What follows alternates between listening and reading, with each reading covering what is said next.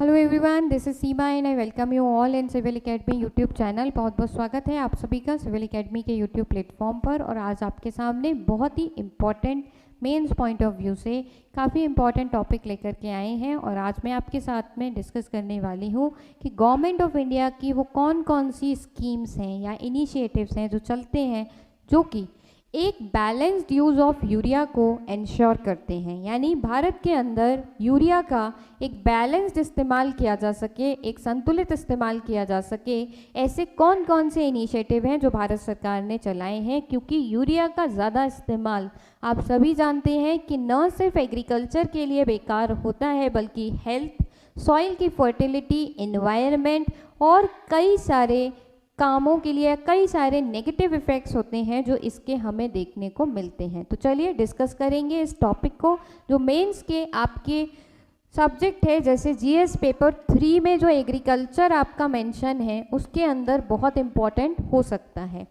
This is presented by me myself Seema Agarwal and I am the faculty at Civil Academy. मेरे पास basically 5+ years का teaching experience है। और जो subjects मैं यहाँ पर लेती हूँ, it is geography, current affairs का शो मेरा वीक में 2 दिन 3 दिन आता है। आप चैनल को सब्सक्राइब कर लेंगे तो आपको इन्फॉर्मेशन मिलती रहेगी। और इसके साथ ही साथ इंटरनेशनल रिलेशंस, एनवायरनमेंट, ये सारी क्लासेस मैं यहाँ पर लेती हूँ। आप लोगों ने अगर अभी तक टेलीग्राम ग्रुप नहीं ज्वाइन किया है तो मैं एक बार आपको फिर से बता देती हूँ। सिविल एकेडमी आईएएस के नाम से एक टेलीग्राम ग्रुप है हमारा, वो बहुत इम्पॉर्टेंट है। अगर आपने नहीं ज्वाइन किया तो आप ज्वाइन कर लीजिए उसको।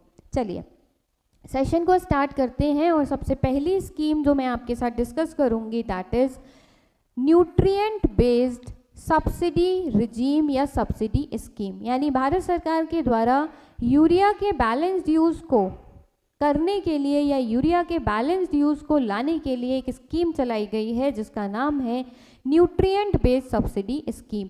आप देख सकते हैं यहाँ पर फर्टिलाइज़र है और न्यूट्रिएंट बेस्ड सब्सिडी स्कीम है।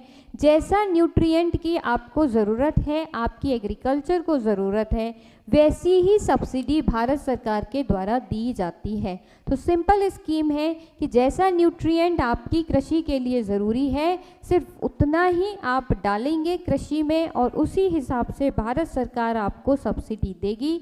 इससे होगा क्या, 2 काम होंगे या 2 फायदे होंगे। एक तो जिस रियल में जिस पोषण की आपकी एग्रीकल्चर को ज़रूरत है, आप वही पोषण, वही यूरिया या वही वाला पोषण जो है, वही वाली खाद आप इस्तेमाल करेंगे अपनी एग्रीकल्चर के लिए। एक बात।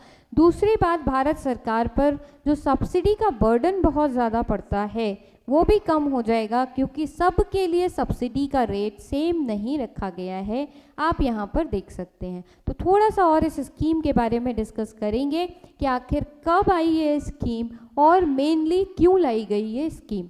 तो अगर बात करें इस स्कीम की, एनबीएस स्कीम की या न्यूट्रिएंट बेस्ड सब्सिडी स्कीम की, तो इसके अंतर्गत ये स्कीम आती है अप्रैल 2010 में। अप्रैल 2010 में लाई गई। मेन ऑब्जेक्टिव इसका ये था कि फार्मर्स को हम डिस्करेज करें, जिससे कि वो बहुत ज़्यादा जो यूरिया का इस्तेमाल करते हैं, डीएपी यानी डाई अमोनियम फॉस्फेट का इस्तेमाल करते हैं, और म्यूरिएट ऑफ पोटाश का जो बहुत ज़्यादा इस्तेमाल करते हैं, उसको कम किया जा सके और सॉइल की हेल्थ को बेटर किया जा सके। तो मुख्य उद्देश्य जो था वो ये था। अब क्या करती है ये स्कीम आपकी, ये स्कीम प्रोवाइड करती है subsidy to all non urea based fertiliser. जो भी यूरिया बेस्ड फर्टिलाइज़र नहीं है उन सब के लिए सब्सिडी प्रोवाइड करती है आपकी ये स्कीम, जिससे कि एक बैलेंस्ड फर्टिलाइजेशन या बैलेंस्ड आप सॉइल के अंदर इस्तेमाल करें फर्टिलाइज़र का और प्रोडक्टिविटी बढ़े आपकी कृषि की। ठीक है। इसके अंतर्गत फार्मर्स जो होते हैं वो रिसीव करते हैं फर्टिलाइज़र एट डिस्काउंटेड रेट, यानी कम रेट पर उन्हें फर्टिलाइज़र जो होते हैं वो उपलब्ध कराए जाते हैं। तो पहली स्कीम हमने डिस्कस की, बैलेंस्ड यूरिया का इस्तेमाल हो भारत के अंदर, वो गवर्नमेंट ने कौन कौन से इनिशिएटिव लिए हैं। Now second scheme is your Neem coated urea. बहुत ज़्यादा चर्चाओं में रही ये स्कीम आपकी। तो सेकेंड स्कीम भारत सरकार की है नीम कोटेड यूरिया। देखते हैं इसके अंदर क्या कहा गया है। तो ये स्कीम भारत सरकार के अंतर्गत या भारत सरकार लेकर के आई इस स्कीम को, और इसके अंतर्गत गवर्नमेंट ने यूरिया को कोट किया किसके साथ में, नीम ऑयल के साथ में, और ये कहा ये कंपलसरी होगा सबके लिए 15-16 से, यानी 15-16 से आपको ऐसी यूरिया इस्तेमाल करनी होगी जो यूरिया जो नीम से कोटेड होगी। ठीक, अब फायदे क्या होंगे, सेम आपका फ़ायदा, इससे बहुत सारे फायदे हो सकते हैं। इससे होगा आपका क्लाइमेट का जो एक्शन है वो कम होगा, यानी क्लाइमेट चेंज पर जो इफेक्ट आ रहा है वो कम होगा। Then more crop per unit nutrient, यानी ज़्यादा क्रॉप आपकी थोड़े से न्यूट्रिएंट से ज़्यादा क्रॉप को साधा जा सकता है, ज़्यादा हेल्प दी जा सकती है। देन इसके साथ ही क्या होगा, इस और से हम अगर बात करें, इम्प्रूव करेंगे कार्बन फुटप्रिंट को, जो बहुत ज़्यादा आपकी इस समय समस्या है। तो नीम कोटेड यूरिया, यानी यूरिया को कोट कर दिया नीम के साथ में, फिर उसका इस्तेमाल किया जाएगा फर्टिलाइज़र के रूप में या सॉइल में, उसके बाद उसका इस्तेमाल करा गया और ये कंपलसरी कर दिया 15-16 से कि सिंपल यूरिया नहीं इस्तेमाल करना है, नीम कोटेड यूरिया इस्तेमाल करना है, जिसके कई सारे कॉस्ट का जो कल्टीवेशन का कॉस्ट है ये भी रिड्यूस कर देता है नीम कोटेड यूरिया। कल्टीवेशन यानी उपजाने का या आपका जो प्रोडक्शन का कॉस्ट है, उत्पादन का जो कॉस्ट है वो भी कम हो गया इसकी वजह से। ठीक है, तो सेकेंड थी आपकी नीम कोटेड यूरिया को कंपलसरी किया गया। Now the third is soil health card scheme.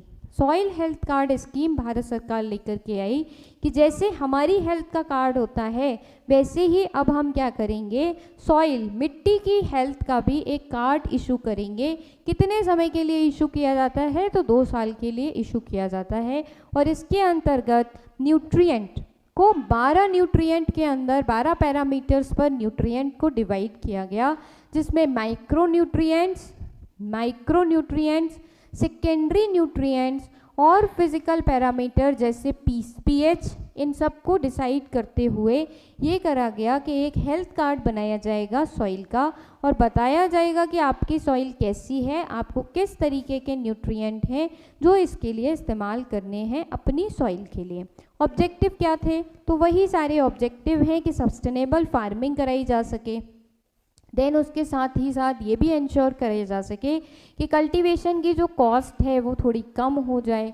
Then उसके साथ साथ सॉइल टेस्ट बेस्ड न्यूट्रिएंट का इस्तेमाल किया जा सके। हर 2 साल पर या हर 2 साल के लिए सॉइल का कार्ड इशू होता है फार्मर को, और उसी हिसाब से फार्मर अपनी सॉइल में एग्रीकल्चर करता है और उसको उसी हिसाब से फर्टिलाइज़र एंड और चीज़ें जो भी देना है वो देता है, और इसी तरीके से प्रोडक्शन को बेहतर करता है, एक एनवायरनमेंट फ्रेंडली प्रोडक्शन लेकर के आता है। ठीक, now this was the third scheme. Next आते हैं, जो नेक्स्ट स्कीम भारत सरकार लेकर के आई यूरिया के बैलेंस्ड यूज़ को लाने के लिए, that is very important and this is one nation one fertiliser. One nation one fertiliser यानी एक देश एक उर्वरक योजना भारत सरकार लेकर के आई। अब इसके अंतर्गत भारत सरकार ने क्या कहा, भारत सरकार ने कहा कि इस योजना में एक सिंगल ब्रांड के अंतर्गत जिसका नाम है भारत, उसी ब्रांड के अंतर्गत सारे लोगों का जो फर्टिलाइज़र है वो बेचा जाएगा, चाहे आपका कोई भी फर्टिलाइज़र हो, यूरिया बेच रहे हो तो भी, डीएपी बेच रहे हो तो भी, आप एमओपी बेच रहे हो तो भी, नाइट्रोजन पोटेशियम और फास्फोरस बेच रहे हो तो भी, सबके आगे सिर्फ एक कंपनी होगी, दैट इज़ भारत, जिससे कि सब लोग जो खरीदेंगे वो भारत ब्रांड का ही जो फर्टिलाइज़र है वो खरीदेंगे और एक सही स्टैंडर्ड हम मेंटेन कर सकेंगे फर्टिलाइज़र को लेकर के। कोई भी इसमें जो गफलत हो जाती है, कोई भी इसमें जो कमियां हो जाती हैं वो नहीं हो पाएंगी। So this was the last scheme जो भारत सरकार लेकर के आई है हमारे यहाँ पर यूरिया के बैलेंस्ड यूज़ को करने के लिए, या बैलेंस्ड यूज़ यूरिया का हो सके उसके लिए। चलिए इतना ही डिस्कस करते हैं आज। नेक्स्ट दोबारा से किसी एक और इन्फॉर्मेटिव टॉपिक के साथ आपके सामने फिर आऊँगी। अगर इन्फॉर्मेशन पसंद आई हो तो फिर लाइक करना बिल्कुल मत भूलिएगा, शेयर करिए फ्रेंड्स के साथ और चैनल को सब्सक्राइब तो ज़रूर कर लीजिए। Thank you so much, have a good day.